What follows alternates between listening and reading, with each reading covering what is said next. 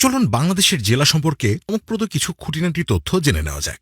বাংলাদেশের প্রথম জেলা হচ্ছে চট্টগ্রাম, যে জেলা ১৬৬৬ সালে প্রতিষ্ঠিত হয়েছে, এবং সর্বশেষ জেলা হচ্ছে ফেনী। বাংলাদেশের সবচেয়ে বড় জেলা হল রাঙামাটি এবং এর আয়তন প্রায় ৬,১১৬ বর্গ কিলোমিটার। অন্যদিকে বাংলাদেশের সবচেয়ে ছোট জেলা হল নারায়ণগঞ্জ এবং এর আয়তন মাত্র ৬৮৩ বর্গ কিলোমিটার।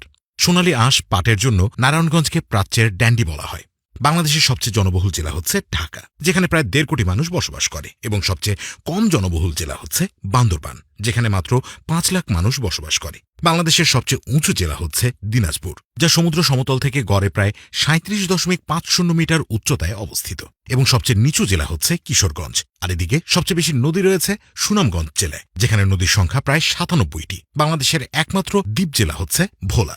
বাংলাদেশের সবচেয়ে বেশি ধান উৎপাদিত হয় ময়মনসিংহ জেলায়, এবং সবচেয়ে বেশি গম উৎপাদিত হয় রংপুর জেলায়। বর্তমানে সবচেয়ে বেশি চা উৎপাদন হয় মৌলভীবাজার জেলায়। বাংলাদেশের ৩২টি জেলার সাথে আন্তর্জাতিক সীমানা রয়েছে, যার মধ্যে রাঙামাটি একমাত্র জেলা যে জেলার সাথে ভারত এবং মিয়ানমার উভয় দেশের সাথেই সীমান্ত রয়েছে, এবং ভারতের সাথে সবচেয়ে বেশি সীমানা রয়েছে কুড়িগ্রাম জেলার, যার দৈর্ঘ্য প্রায় ২৭৭ কিলোমিটার। অন্যদিকে মিয়ানমারের সাথে সবচেয়ে বেশি সীমানা রয়েছে বান্দরবান জেলার, যার দৈর্ঘ্য প্রায় ১৭৯ কিলোমিটার।